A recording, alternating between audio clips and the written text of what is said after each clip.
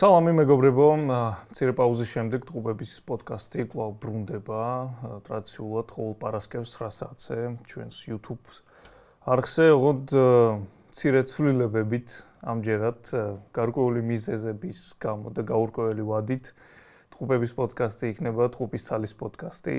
გარი არ მყავს და მარტო მომიწევს ამ პოდკასტის წაყვანა. იმედი მაქვს, რომ ხო რაღაცნაირად მარტოც ჩემი საუბარიც, რაღაცა დიალოგი რო არ იქნება, მონოლოგიც, შევეცდები საინტერესო იყოს თქვენთვის და ტრადიციულად განვიხილავ კვირის განმავლობაში, უბრალოდ ამ ბოლო პერიოდის განმავლობაში მომხდარ სხვადასხვა პოლიტიკურ ამბებს, რადგანაც რამდენიმე კვირა ჩაგვივარდა და შევეცდები ის პერიოდიც მოვიცვა და სანამ დავიწყებ, ვინც გვიყურებთ, გთხოვთ გამოიწეროთ ჩვენი არხი, მოიწონოთ ეს ვიდეო, რათა ნელ-ნელა შევძლოთ რომ გავიზარდოთ.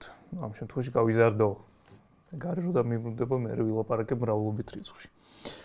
ხო, დავიწყოთ მაშინ პირველი და ყველაზე აქტუალური თემით, ამ ქართული ოცნების ყოფილი ლიდერების და მაღალჩინოსნების დაკითხვებით და დღეს უკვე ღარიბაშვილს ოფიციალურად წაუყენეს ბრალი შემოსავლების უკანონოდ ლეგალიზაციის გამო და პროკურატურა ითხოვს მილიონლარიან გირაოს და ასევე პასპორტის ჩამორთმევას ღარიბაშვილისთვის, რომ მან ვერ შეძლოს ქვეყნის დატოვება. და უბრალოდ მათ შორის უგზავნიან ქვეყნის დატოვებას, რაც ჩემი აზრით პასპორტი უკვე кайხანი აღარ ექნებოდა ღარიბაშვილს და ქვეყნიდან გასვლაც არაოფიციალურად ექნებოდა აკრძალული, თუმცა ხო დღეს გაიმართება მისი სასამართლო, ეხლა რო იწერება ეს გადაცემა შეიძლება უკვე რაღაცა მისულიც იყოს.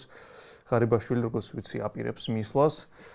ხო, საქმე ისეთია აღმოჩნდა, რომ რაღაცნაირად ხალხი ამ შემთხვევაში ღარიბაშვილი და არა მხოლოდ ლილუაშვილი და ფარცხალაძე და კიდევ სხვა ჯუაშებულჭულაძე და არაერთი რაღაცა ყოფილი მაღალჩინოსანი აღმოჩნდა პროჭი. ქართული ოცნების აზრით, უბრალოდ უკვე თქმით ოფიციალურად ეს ხალხი აღმოჩნდა რაღაცა ფულის მომპარავი, როგორც მინიმუმ ხალხი, თან საკმაოდ დიდი რაოდენობის ფულის, ის რაც გვაჩვენეს რაღაც ის 7 მილიონამდე ჯამში, თუ 8 იყო, ზუსტად აღარ მახსოვს, არის კაპიკების ზღვაში წვეთია. ყველას გესმით ალბათ, უფრო ბევრად გაცილებით მეტი ექნება ამ ხალხს მოპარული და მხოლოდ ამ ხალხს. ხო, საქმე იმაშია, რომ ქართული ოცნების ამორჩევლებს მინდა მივმართო და თქვენთვის უფრო საინტერესო იქნება ეს ამბავი, რომ წლების განმავლობაში. რაღაცა ეგრე გამოვიდა, რომ პროჭებისთვის გაკვრევნეს ტაში, რაღაცა მადლობებს უხდიდით, მშვიდობისთვის, სარწმუნოებისთვის, ყველს გახსოვთ. ხო, ეგ ვიდეოები რაღაცა. თურმე ის კაცი, რომელიც რაღაცა 2012 წლიდან დღემდე ჯერ შინაგან საქმეთა მინისტრი იყო, მერე პრემიერი იყო, თავდაცვის მინისტრი იყო, მერე მეორედ იყო პრემიერი, აღმოჩნდა ადამიანი, რომელიც ფულს იპარავს. და ეს ეხლა გაიგეს ბოლოს, როდესაც რაღაც მამუკა მდინარაძე გახდა სუსის უფროსი. ხო, ყველას გესმით, რომ ეგ ზღაპარია, ყველას გესმით, რომ არ არის აქ სინამდვილეში საქმე კორუფციასთან ბრძოლაში, არ არის ეს მთავარი მიზანი და მოტივი, რაც ამოძრავებს ირაკლი კობახიძეს ამ შემთხვევაში. ამაზე წინა პოდკასტებშიც ვისაუბრეთ მე და გარიმ, როდესაც ხო, შეიძლება არსებობდეს და მეინსტრიმული გახდა ეხლა ეგ აზრი, რომ კობახიძე მაქსიმალურად ცდილობს თავის კონკურენტების მოშორებას, პოტენციური კონკურენტების, ამ შემთხვევაში ღარიბაშვილი, ლილუაშვილია, კომელაურიც გაწეულია და ამათი ხალხი, ამათი კადრები ნელ-ნელა აჩოჩებს, მზოგს იჭერს, ღარიბასაც იგივე მოუწევს და ნელ-ნელა ცდილობს რაღაცნაირად უფრო გაიდგას ფესვები, რომ არ დაემართოს ის, რაც დაემართა სხვა მაგის წინამორბედებს. და ჯამში რო შევაჯამოთ რაღაცნაირად დღევანდელი ქართული ოცნების რიტორიკა რაც არის. 2012 წლიდან მოდი მოვყვეთ, რას გეუბნებიან დღეს კოცები შენ ქართული ოცნების ამორჩეულს. ბიძინა ივანიშვილის პერიოდი რაღაცა გადამრჩენელის გამოვტოვოთ, შემდეგი პრემიერი იყო ირაკლი ღარიბაშვილი. მაგის შემდეგ იყო თუ არ ვცდები კვირიკაშვილი, ბახტაძე, გახარია, მერე ისევ ღარიბაშვილი და ეხლა კობახიძეა.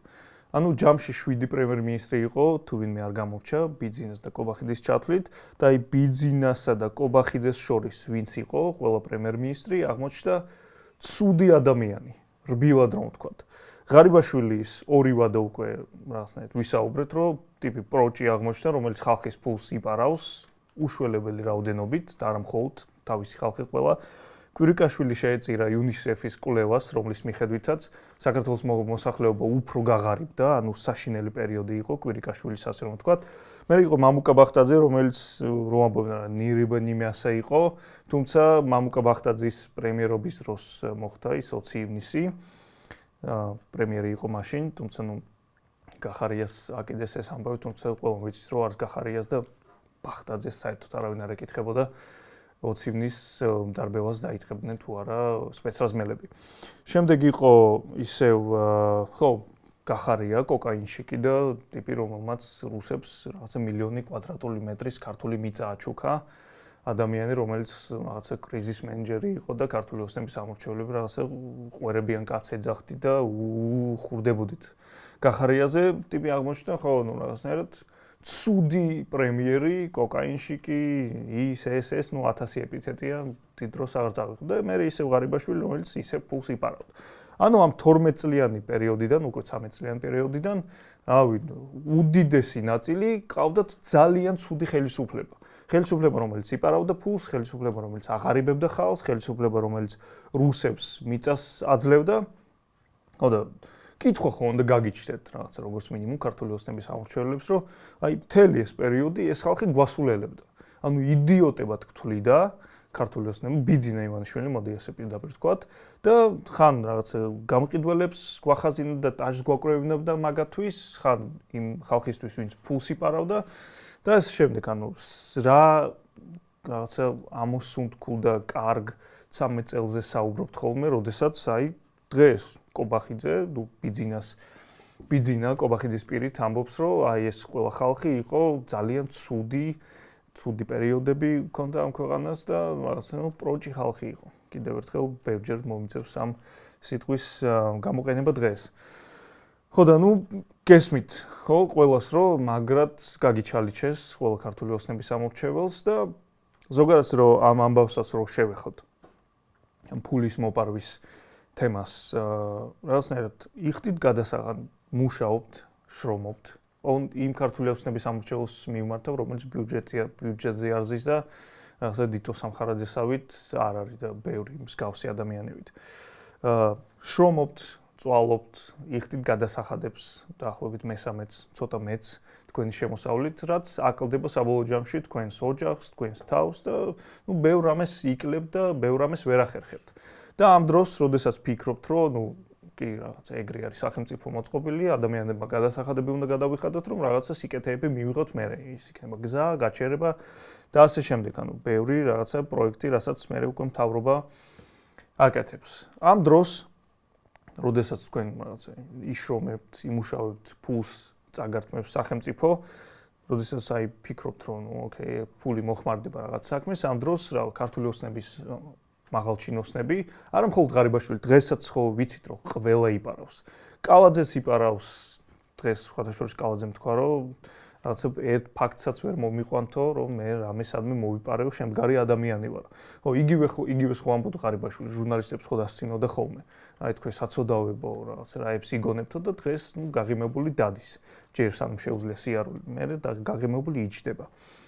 ხო და ფულს იხდით ამ დროს რაღაცა იმ თქვენ ნაშოვ ნაწვალებს ქართული ოცნების მაღალჩინოსნები და არა მხოლოდ მაღალჩინოსნები, აი ქვედა დონეზეც კი ხალხი რაღაცა ბოლომდე ტრაქში ისვამს მაგ ფულს და არ იცის რომელ ჯიბეში და რომელ ჩანთაში ჩატენოს თქვენი ფული და თავისი შვილების უზრუნველ ცხოვრებას აწყობენ იმ ფულის ხარჯზე, რომელიც თქვენ შეგეძლოთ თქვენთვის ან თქვენი შვილისთვის მოგეხმაროთ.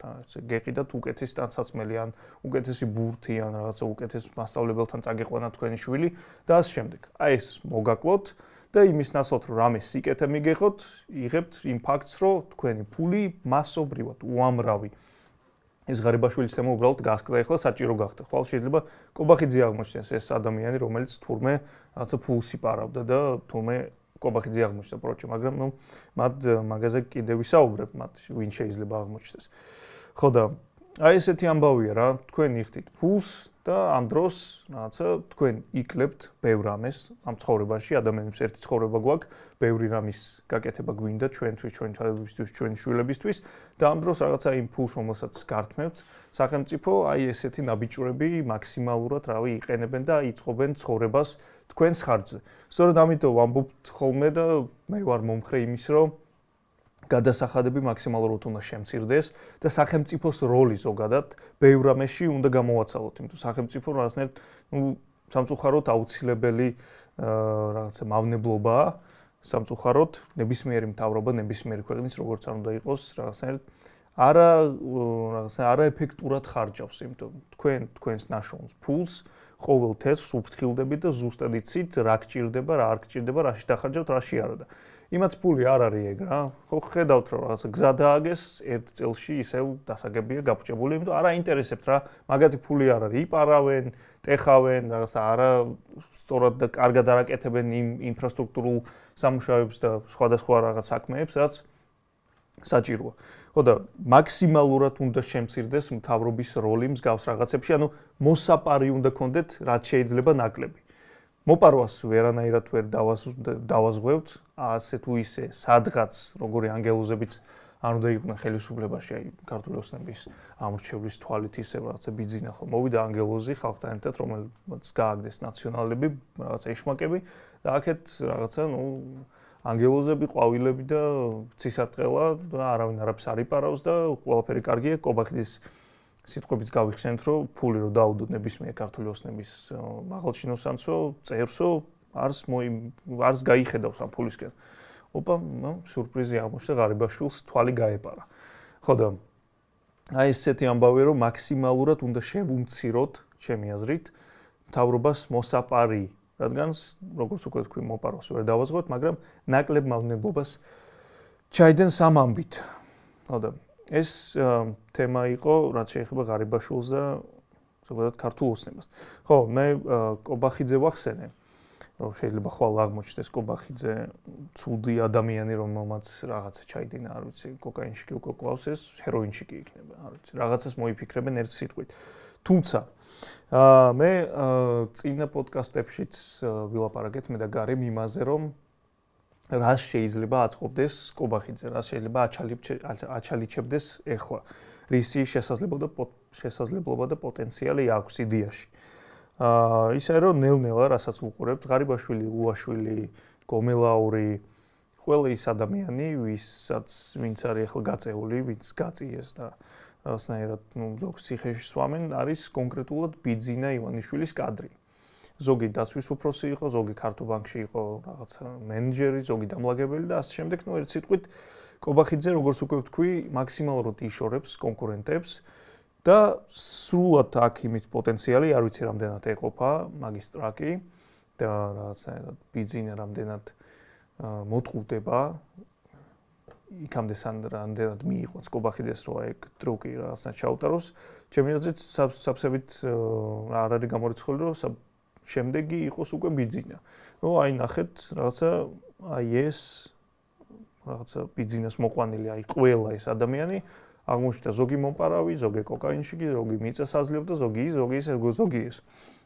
ასე რომ ვთქვათ, კობახიძე საბოლოოდ ჩაანაცვლებს ბიძინა ივანიშვილს.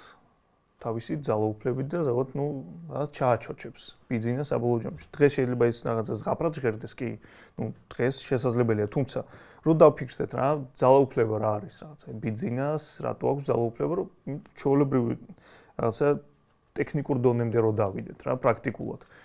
რაღაცა, აი თუ გაუპროჭდა რაღაცა პირობითად კობახიძე, ბიძინამ როგორ უნდა დააზღვიოს ეგ, ხო, რომ უნდა დაურეკოს ვიღაც ადამიანს, ამ შემთხვევაში შეიძლება იყოს შინაგან საქმეთა მინისტრი ან სუსის უფროსი და უთხრას, რომ აი ესა და ეს ტიპი გამიპროჭდა, უნდა დაიჭიროთ. აი რაც დღეს ხდება ღარიბაზე. ხო და აი ეს ადამიანი, ვისაც დაურეკავს, ეს ადამიანი თუ უკვე არის პირობითად კობახიძის კაცი, როგორც შინაგან საქმეთა მინისტრი ვიცით, რომ გეკა თუ გელა არ ქნიშნულობა მამუკა მდინარაძის ძმაკაცია და მამუკა მდინარაძე კობახიძის რაღაცა კადრი ერთი კლანი არიან. ხო, აი იმ დონემდე თუ მივიდა, იმ დონემდე თუ მოასწრო ფესვების რაღაცა გაშლა კობახიძემ, რომ ყველა ეგეთი ადამიანი რეალურად გადაწყვეტილების მიიღები და ქმედითი, რომელმაც შეიძლება საფრთხე შეუქმნას კობახიძეს, თუ იქნება მისი კადრი, ხო, მათ შეიძლება დასრულდეს ბიძინას ამბავი. მსგავსი რაღაცა, იდენტური არა, მაგრამ მსგავსი რაღაც მოხდა ყაზახეთში, როდესაც თოყაევმა დღეს ვინც არის ყაზახეთის ლიდერი, ესე ჩააჩოჩა ნაზარბაევი, ადამიანი, რომელიც კონსტიტუციურად იყო ერის მამა. ანუ ბიძინა ხო ყავს ერის მამა, მაგრამ ის უფრო შორს წავიდა და კონსტიტუციაში ეწერა, რომ ნაზარბაევი არის ერის მამა. და ამოიღო ეს და შეგიძლიათ მაგ ამბავს უფრო სიღრმისეულად ჩაუჯდეთ. ხო, ეს თეორია ზოგადად, რაც რაღაცა განხილვადი გახდა ბოლო პერიოდში მედიაში, არაერთი რაღაცა პოლიტიკური ექსპერტი თუ მიმოხილველი საუბრობს ამ თემას და ნახოთ ერთ სიტყვით როგორ განვითარდება ეს მოვლენები. აქედან ახლა ნებისმიერი ჩემი მსჯელობა მსგავსი, რაღაცა მკითხაობაა.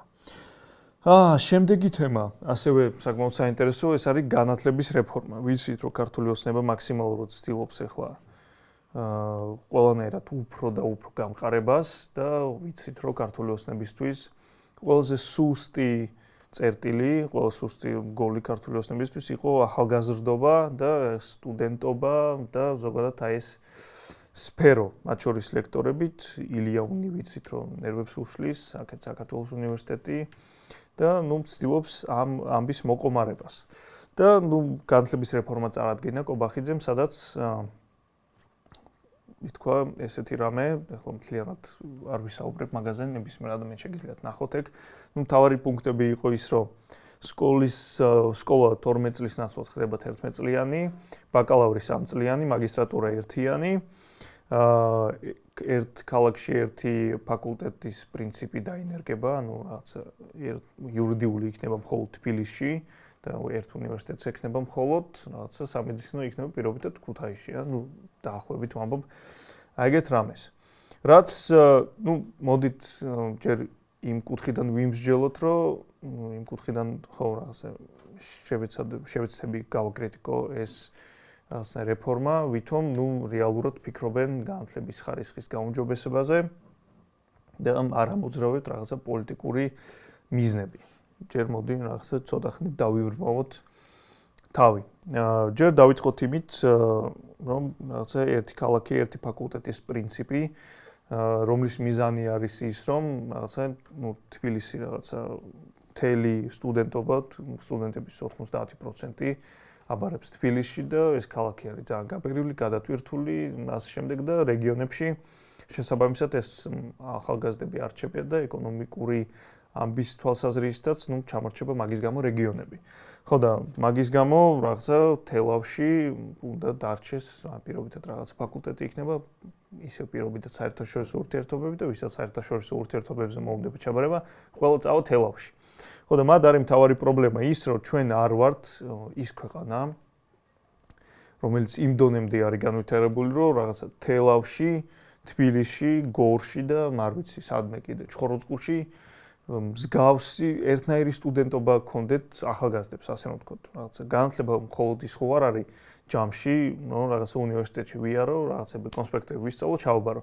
ეს არის მათ შორის კულტურული განვითარება, ადამიანის კულტურული განათლება, რაც იმას მოიცავს, რომ რაღაც კინოთეატრი უნდა გქონდეს, კინოთეატრში წასვლის საშუალება უნდა გქონდეს ადამიანს, თეატრში ზოგადად ბარები, 1000 რამე ერთი სიტყვით, რასაც სთავაზობს ადამიანებს და ახალგაზრდებს განსაკუთრებით თბილისი და რასაც ვერ სთავაზობენ სხვა ქალაქები. მაგ ნაწილში ჩამორჩებით ბევრ ქვეყანას, არ ვარ პირობითად გერმანია, სადაც რაღაც აუცილებელი არ არის ბერლინში ჩაბარება უნივერსიტეტში, იმიტომ რომ სხვა ბევრ ქალაქში არის ყველა ის პირობა შექმნილი, რაც სჭირდება ადამიანს, ახალგაზრდას განსაკუთრებით, აი განვითარებისთვის რაც ვისაუბრე. ხო და ეგ უკვე შეცდომა, ეგ უკვე არასტორია, რაღაცა ჯერ ის მოახერხე, რომ ქვეყანა იქამდე განავითარო, რომ მსგავსი რაღაცები რაღაცა ადგილზე გაჩნდეს. ყველა პატარა ქალაქში ან სადაც აპირებ რაღაცა საუნივერსიტეტო ამბის მოწყობას. და შემდეგ უკვე რაღაცა შეგიძლია პირობითად ეს რაღაცა დივერსიფიკაცია გააკეთო, რომ სხვადასხვა უნივერსიტეტები, სხვადასხვა ქალაქებში იყოს ფაკულტეტები. ხო და ეგ არის ერთი პრობლემა ეგ. შემდეგი რაზედაც მოყვა რაღაცა მთავარი კრიტიკა იყო 11 წლიანი სწავლება 12 წლის ნაცვლად, რაც საშუალებას რაც აშორებს რაღაც ბოლონიის პროცესს, ქართულ განათლებას, რაც იმას გულისხმობს, რომ ნებისმიერ სტუდენტს დღეს 12 კლასის დამთავრების შემდეგ შეუძლია ჩააბაროს ნებისმიერ ევროპულ უმაღლეს სასწავლებელში შესაბამისი გამოცდების გავლით. ხო და 11 კლასის შემთხვევაში ეგ უკვე შესაძლებელი აღარ იქნება, ანუ რაღაცა მათ შორის აღიარებენ, ამბობენ ამას ღიად ქართული ოცნების წევრები, რომ ხო, ნუ ეგრე იქნება, მაგრამ შეიძლება ან საქართველოში შევქმნათო რაღაცაო მე-12 კლასი, რაღაც სპეციალური სკოლები იქნება რამდენიმე, სადაც მე-12 კლასი იქნება, ან რა პრობლემაო, წავიდეს რაღაცა ეს ბავშვი, ვისაც საზღვარგარეთ უნდა ჩაბარება და რაღაცა ჩააბაროს ჯერ მე-12 კლასი დაამთავროს რომელიმე ევროპულ ქვეყანაში და მერე იქიდან ჩააბაროს უმაღლეს სასწავლებელში. რაც ხო, ნუ ზღაპარია, რაც მაქსიმალურად ურთულებს ოჯახებს, ადამიანებს, ახალგაზრდებს მაღალი ხარისხის განათლების მიღებას, იმიტომ რომ ნუ თქვენს ახლა ნებისმიერ ადამიანს ნაკლებად თუ აქვს მოსახლეობის ჯამში იმის საშუალება, რომ მე-12 კლასში ჯერ ერთი წლით გააგზავნო ბავშვი რომელიმე ქვეყანაში, იქ ასწავლო, აჭამო, ასვა, აცხოვრო, მე-12 კლასი, მაგას ფინანსები ჭირდება და მერე უკვე ჩააბაროს უმაღლეს სასწავლებელში. ხო და საბოლოო ჯამში ახლა მოვუწყდეთ იმ ამბავს, რომ ეს არის რაღაცა რეფორმა და განათლების გაუმჯობესებაზე ზრუნავენ და შევხედოთ უკვე პოლიტიკური რაღაცა ჭრილიდან რეალურად რა ამოძრავებს ამ შემთხვევაში ქართულ ოცნებას ჩემი აზრით. ხო, ნუ როგორც უკვე აღნიშნე, სტუდენტები მთავარი პრობლემაა. განათლებული საზოგადოება ზოგადად ნებისმიერი ავტორიტარული რეჟიმისთვის არის პრობლემა და ხო, ნუ რაღაცა ევროპის ჯერ ჩახსნა ბოლომდე ეს ევროპული განათლებიდან მასობრივად ადამიანებისთვის. ჩვენ ყველას გვესმის, რომ კობახიძის შვილები და ნებისმიერი ქართული ოცნების მაღალჩინოსნის შვილები ევროპაში ისწავლიან. პრობლემა არ შეექმნებოდა არც მე-12 კლასზე, არც მე-11-ზე თუ საჭირო გახდა და არც შემდეგ უმაღლესებში. და პრობლემა შეექმნებათ ჩვეულებრივ ადამიანებს, ვისაც ფინანსურად შეიძლება არ აქვს იმის საშუალება, რომ ერთი წელი ჯერ სკოლის, ერთი წელი ასწავლოს ევროპაში ბავშვი და მერე უკვე უმაღლეს სასწავლებელში მიცეს განათლება. აქ საკუთარ ხარჯზე, რაღაც საკუთარი ცოდნის მონდომების ხარჯზე ახალგაზრდები ახერხებენ იმას, რომ გრანტები მოიპოვონ უმაღლეს სასწავლებლებში და მე-12 კლასის მერე პირდაპირ ჩააბარონ იქაურ უნივერსიტეტებში, რაც ხო, რაღაცა ძალიან გაქრება ეგ ამბავი რა. ერთეულები თუ შეძლებენ, მხოლოდ შესაძლებელი რაღაცა ოჯახის წევრები, ოჯახები, რომლებსაც ექნებათ ეგ შესაძლებლობა. და თუ აქ პირობითად საქართველოში იყო რაღაც გარკვეული სკოლები, სადაც მე-12 კლასი იქნება, ეგ იქნება ალბათ არ ვიცი, რომელიღაც კერძო სკოლებს მიცემენ მაგის უფლებას, სადაც ასევე მაღალი გადასახადი იქნება. ან თუ იქნება რაღაც საჯარო სკოლების რაღაცა ერთეული გამონაკლისები იქნება, სადაც კონკურენცია იქნება მაღალი და ფიზიკურად ვერ შეძლებ მოხვდე. ანუ არ ვიცი რას და როგორ აპირებენ, თუმცა ეგ პრობლემა ცხადია იქნება და ამ კობახიძემ ისაუბრა იმაზე, რომ კი რაღაცა სპეციალურად ბლოკავთო იმას, რომ მოსწავლეებს შეეძლოთ ევროპაში წასვლაო განათლების მისაღებად, იმის გამო, რომ ისინი იქ რჩებიანო. და ეგ არის პრობლემაო და ჩვენ გვინდა, რომ ჩვენი მოსწავლეები დარჩნენ საქართველოში. ხო და მათ თავი კითხვა ზოგადად ამბავი ხო უნდა იყოს ის, რომ დაუშვა საკუთარ თავს კითხვა, რატომ რჩება სტუდენტი, რომელიც ევროპაში იღებს განათლებას, ევროპაში. რატო არ უჩნდება საქართველოში ჩამოსვლის სურვილი? იმიტომ ხომ არა, რომ აქ რაღაცა ნულოვან პერსპექტივას ხედავს. იმის გამო, რომ ამ ქვეყანაში განათლებაზე მეტად საჭიროა ვიღაც სწორი ნაცნობი ყავდეს და უნარი ქონდეს რაღაცა სწორ ადამიანს მაქსიმალურად ღრმად შეუძრე უკანალში. რათა ქონდეს შესაძლებლობა, რომ შენი რაღაცნაირად პოტენციალი, მან რაღაც შესაძლებლობები გამოავლინო. მოგეცეს შანსი როგორც მინიმუმ. ამის ყველაზე ნათელი მაგალითი ხო არის რაღაცნაირად საქართველოს პრეზიდენტი დღევანდელი. ადამიანი, რომელმაც არ აქვს, დიპლომზე არ მაქვს საუბარი. შეიძლება დიპლომი არ ქონდეს ადამიანს, მაგრამ ნაკითხი იყოს და განათლებული ადამიანი იყოს. ზარქუას ხო აქვს დიპლომი, ზარქუა რო ყოფილიყო საქართველოს პრეზიდენტი რამე შეიძლებოდა თვისობრივად ან შინაარსობრივად ხო არა.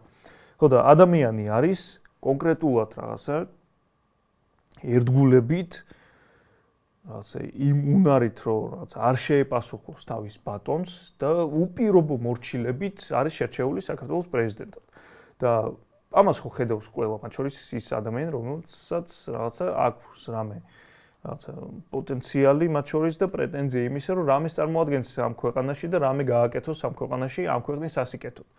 ხედავს ესეთ რამეს, რომ რავი, აქ ხალხი ზოგი სწავლობს, თავს იკლავს, ორი დიპლომი აქვს და ტაქსაობენ და აქეთ არის ყავილაშვილი, რომელსაც აი ნული ცოდნა აქვს. მაქსიმუმ რაზე შეიძლება გესაუბროს არის ფეხბურთი და ფილოსოფია, ოღონდ აი YouTube-ზე ნანახი ფილოსოფია за 5 მინუტიდან მოსმენელი და რაღაც სიტყვები დამახსოვრებული პერიოდულად ინტერვიუებში რაც გამოყაროს.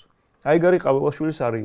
კიდევ ერთხელ ვამბობ, დიპლომი აქ უდიპლომობა ჩემი აზრით არ არის მთავარი მინუსი. ბევრ უდიპლომო ადამიანს ვიცნობ, რომელსაც ბევრი აქვს წაკითხული, მანდვილად განათლებული და ჭკვიანი ადამიანია.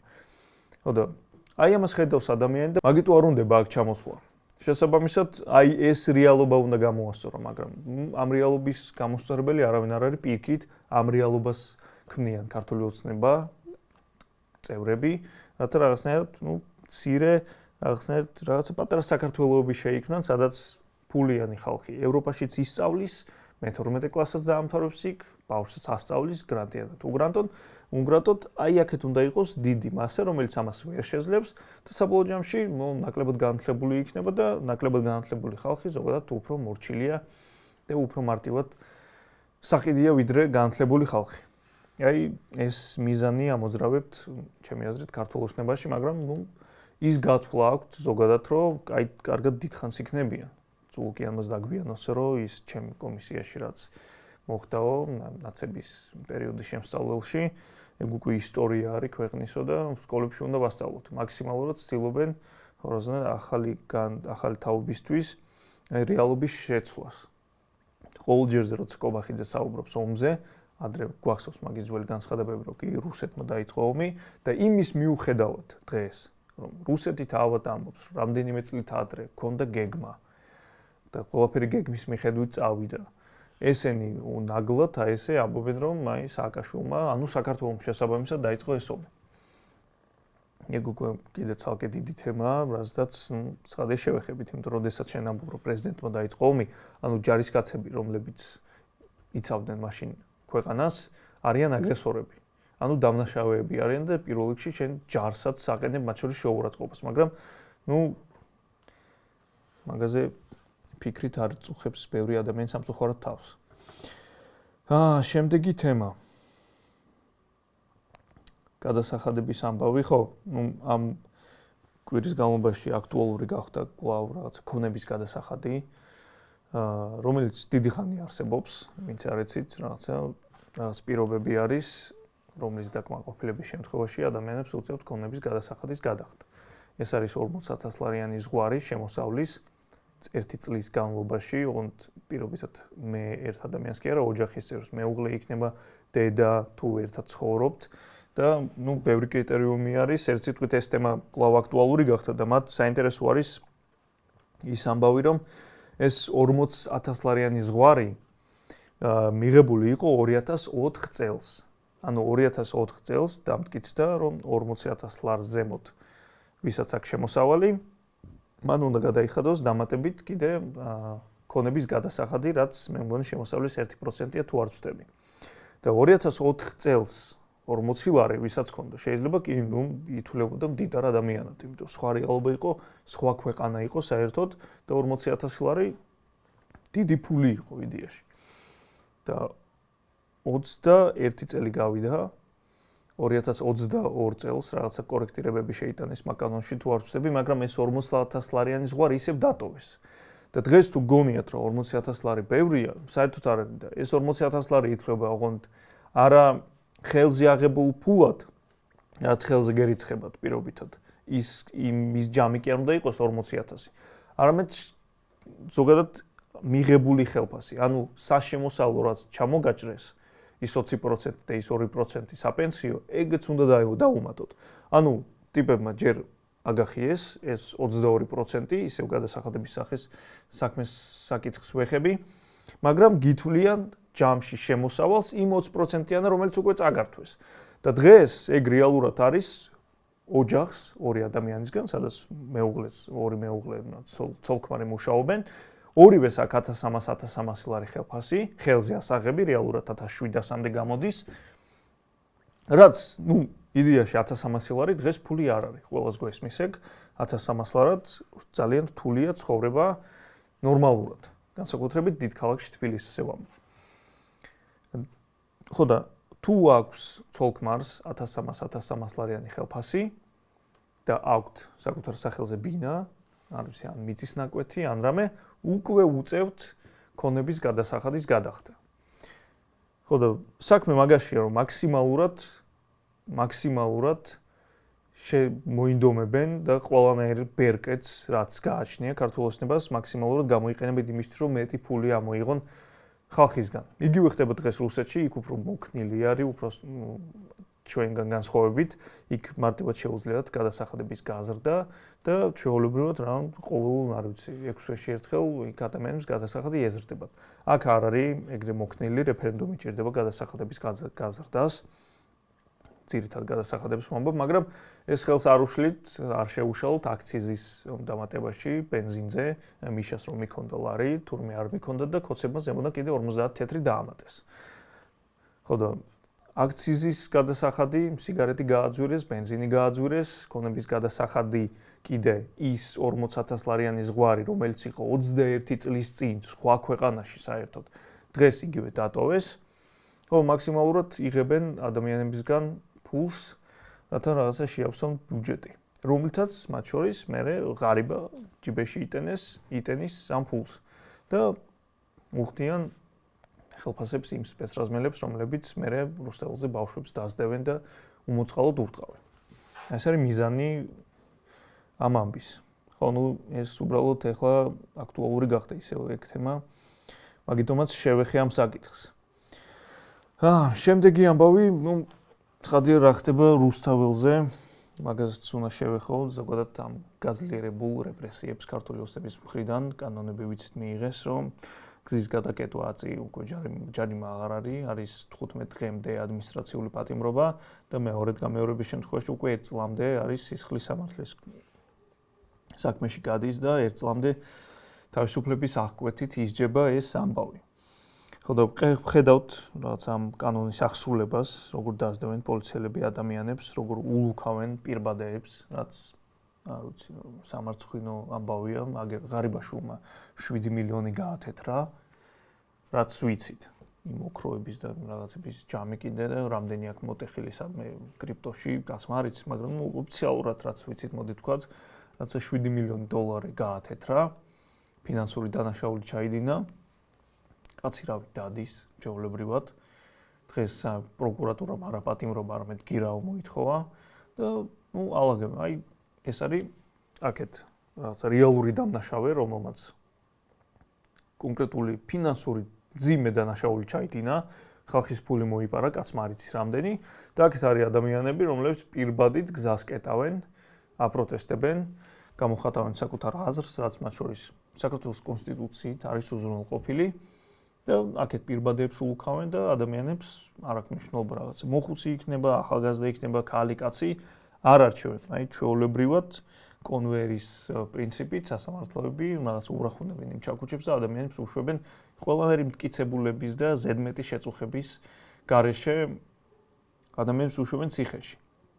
ხო და ეს რეალობა დადგა, რეჟიმი, როგორც არაერთხელ კიდევ ჩვენ პოდკასტში ვისაუბრეთ, რომ 4 ოქტომბრის მერე რაღაცნაირად უფრო ხისტი გახდება ქართული ოცნება, უფრო მეტად მოქნილი გახდება ამ რეპრესიული თვალსაზრისით, რაც მოხდა კიდევაც, რაღაცა უფრო და უფრო ნაკლები ისედაც წლების განმავლობაში ცდილობდნენ რაღაცა ნაკლებად ანგარიშვალდებულები ყოფილიყვნენ ევროპასთან, არა იმ თვალსაზრისით, რომ რასაც თვითონ ამბობენ, რაღაცა ბატონია და რაღაცა, არა, ადამიანის უფლებების თვალსაზრისით რა. ნაკლებად ანგარიშვალდებულები ყოფილიყვნენ მაგ ნაწილში, სხვადასხვა რაღაცა ადამიანის უფლებების დამცველ ორგანიზაციებთან და მაქსიმალურად რაღაცა მოქნილები ყოფილიყვნენ იმისთვის, რომ დაეცვათ საკუთარი ძალაუფლება, რასაც შვებიან კიდევაც. საქმე არის იმაში, თუ აქეთ მხარეს რა ხდება და რას თავაზობს ხალხს ოპოზიცია, ხედავთ, რომ როგორც უკვე აღნიშნე, ქართული ოცნება სულ უფრო ხისტი და რაღაც დაუნდობელი ხდება, ასე რომ ვთქვათ. და აქეთ ჩემი აზრით არის საფიქრალი იმაზე თუ რაღაცა როგორ უნდა შეიცვალოს სტრატეგია. მე არაერთხელ მაქვს ნათქვამი, რომ თავარი პრობლემა ჩვენი იყო ის, რომ თვეების განმავლობაში თავარი ამბავი, რითაც კმაყოფილდებოდა მთელი აქეთ მხარე იყო რუსთაველის გადაკეტვა.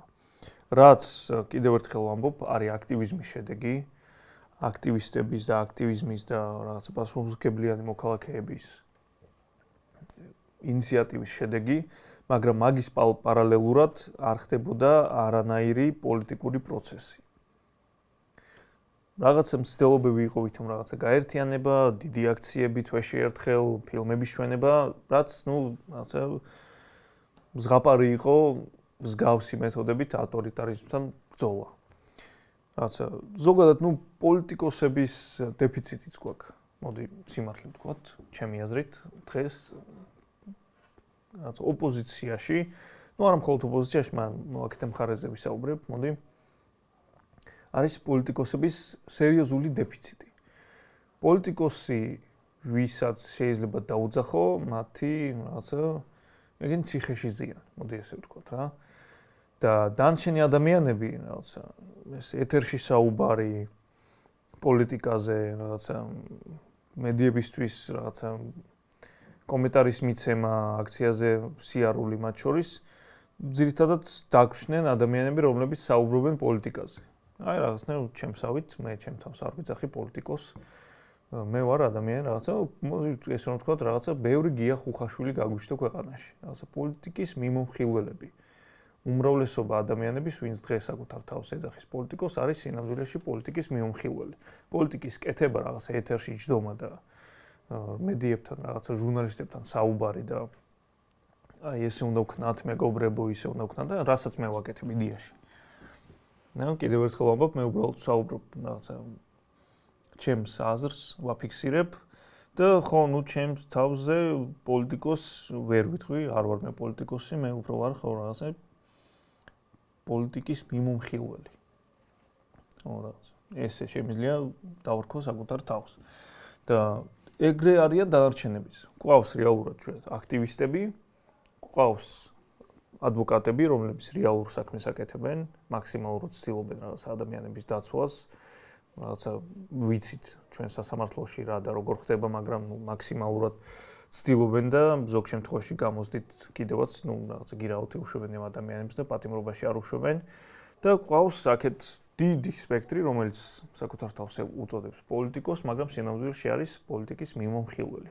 ჩემსავით, რადგან რაღაცა პოლიტიკის კეთება, როგორც უკვე აღნიშნე, არ არის მედიაში, რაღაცა ტელევიზიებში ჯდომა და ჟურნალისტებთან საუბარი. აი მაგის დეფიციტი გვაქვს და სწორედ მაგის მიზეზი არის ის, რომ აქეთ პოლიტიკური პროცესი ფაქტობრივად არ მიმდინარეობს. მესმის რთულია, მესმის რომ ამისთვის ქართულ მოუსმენმა ყველაფერი გააკეთა, მათ შორის პოლიტიკური ლიდერების დაპატიმრებაც იყო ამის ნაწილი, თუმცა ხო, ეს რეალობა გვაქვს სამწუხაროდ. რაღაცა არის მოსაფიქრებელი ყველა შემთხვევაში. მე კიდევ ბევრჯერ მithქვამს, რომ მე არ მაქვს რაღაცა მზა რეცეპტი, არ ვიცი რა შეიძლება იყოს გამარჯვების გასაღები, მაგრამ როგორც მინიმუმ ვიცი, რომ აი ესე არაფერი არ გამოვა. რაღაცა მხოლოდ აქტივიზმის შედეგი დაკმაყოფილება და ვაშა დღეს რუსთაველი გადაიკეტა და აქეთ ნული პოლიტიკური პროცესი იყო და არის ჩიხი და შეცდომა. იმიტომ რომ როდესაც მაგით კმაყოფილდებოდა აქაური პოლიტიკური სპექტრი, ამ დროს ქართული ოცნება ყველანაირად ემზადებოდა და ძლიერდებოდა.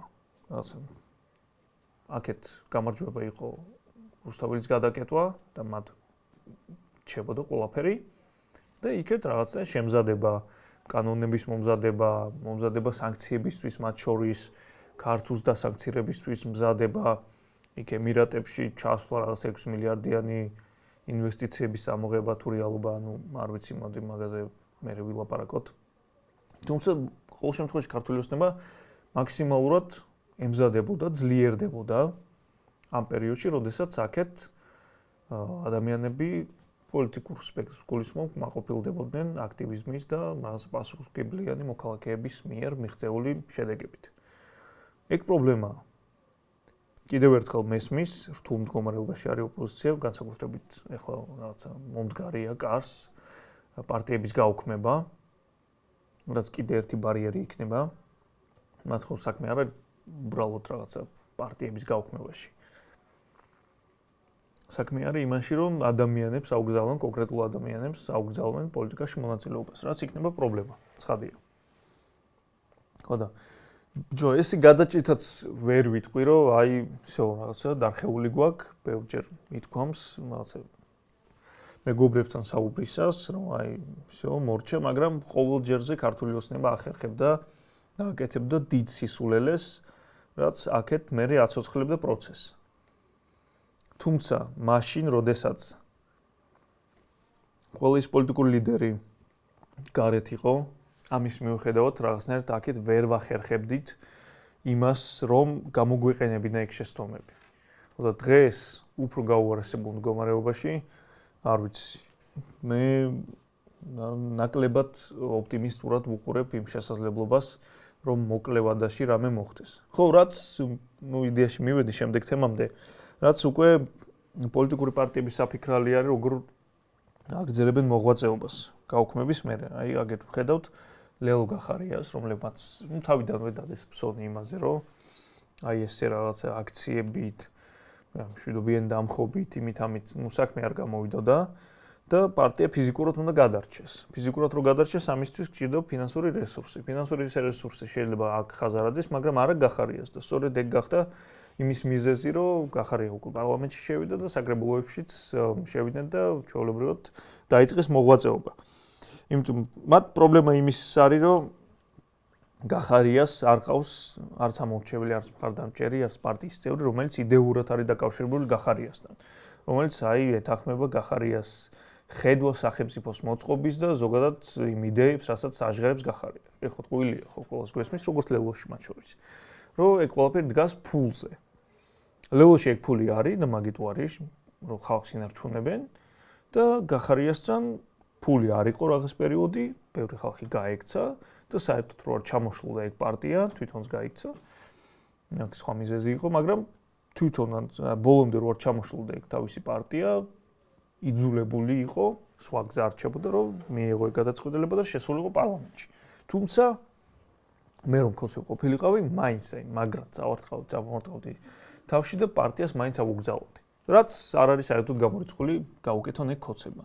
რომ აი ბოლომდე აი ბიჭო ხო ნუ დალაგების ამბავია, ეგ დალაგების მცდელობა ქოცებთან, რომ აი ჩუმად ვიქნები, აი წრეს რასაც შემომიხაზავ, იქ ვიტრიალებ, ოღონდ არ გამაუქმო. რაც ამით ნუ შეიძლება რომ შეხედო იყოს რაღაც მხრივ პრაგმატული, არ ვიცი რამდენად პრაგმატულია, თუმცა ნუ ერთ-ერთი გზა გადარჩენის ზოგადად შეიძლება იყოს. რომ აი აირში რაღაც ეგრეთ წოდებული სტრატეგიული მოთმინების პოლიტიკა გაჩუმდე, ზედმეტად ტვინი არ ბურღო, ეხლა ქოცებს არ გაუტრაკო საქმე. შენთვის რაღაცა იქეთ იჩხიკინო, პრობლემა არ შეუქმნა, მაგრამ იცოცხლო, იარსებო. რაღაცა დაფინანსებაც კონდეს, პარტიაც კონდეს, სტრუქტურაც კონდეს, რომ და დაელოდო იმ მომენტს, როდესაც ოდესმე რაღაცა ქოცებს დაერხევათ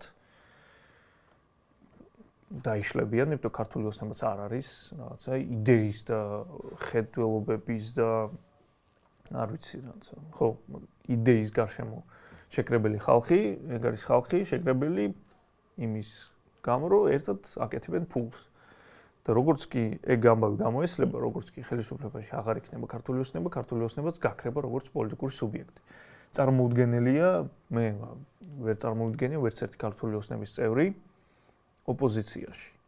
იმიტომ ეგ ხალხი არის იქ მისული მხოლოდ იმის გამო, რომ ფული კეთდება და ფულის კეთების საშუალებას გაძლევენ.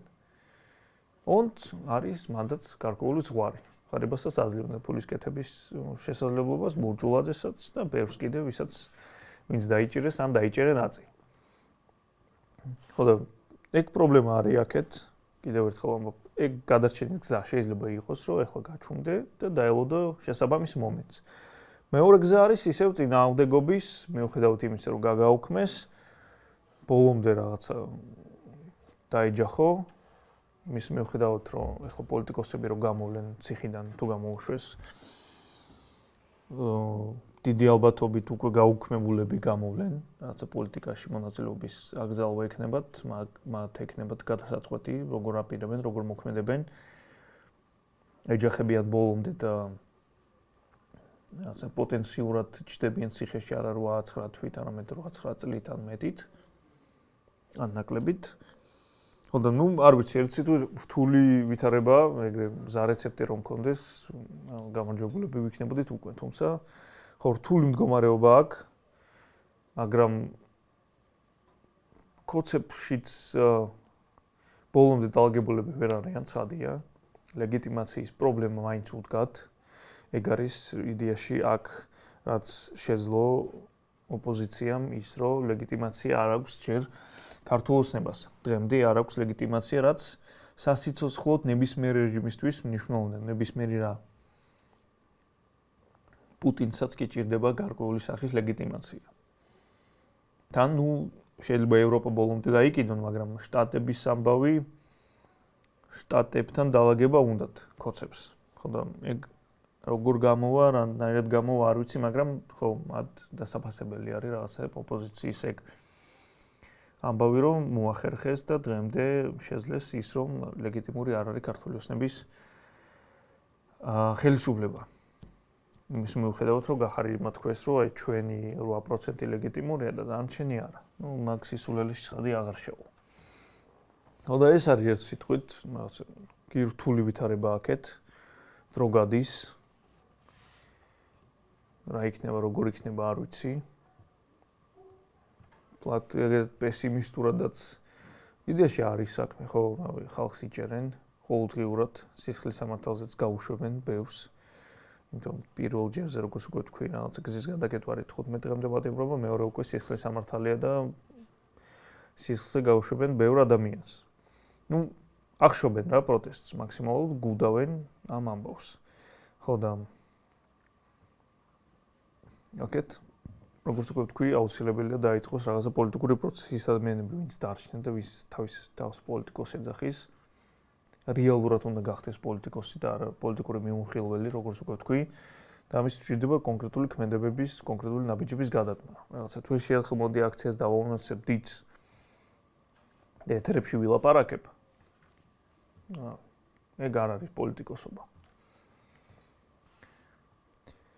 ხო და რავი, ეს არის იდეაში. ესეთი კვირა გამოვიდა იმის მიუხედავად, რომ მარტო ვიყავი, იმედია საინტერესო გამოდგა მაინც მონოლოგი, ნაკლებად საინტერესო, ზოგადად ვიდრე დიალოგი და ორი ადამიანის აზრი, თუმცა ვიმედოვნებ მაინც საინტერესო იქნებოდა ჩემი მსჯელობა. იმიტომ მეც არ ვარ ახლა ბოლომდე ექსპერტი და უბრალოდ ჩემს აზრს ვაფიქსირებ ადამიანს, რომელიც რაღაც დიდი ხანი აკვირდება პოლიტიკას, პოლიტიკურ პროცესებს, მათ შორის შიგნიდან და რაღაცნაირად ზოგ რაღაცა შეიძლება ვწდებოდე, ზოგ რაღაცას სიმართლეს ვამბობდე. არ ვიცი, ეგ უკვე თქვენ შესაძლებელია. ესეთი იყო ჯამში, ხო? ეს კვირა. ტრადიციულად ვინც ბოლომდე უყურეთ ამ გადაცემას რა პოდკასტს, ტყუპის ძალის პოდკასტს. გამოიწერეთ ჩვენი არხი. მოიწონეთ ეს ვიდეო, გაუზიარეთ მეგობრებს და დაგვეხმარეთ სწრაფად გაზრდაში. და მე უკვე შემდეგ პარასკევამდე დაგმშვიდობებით დროებით.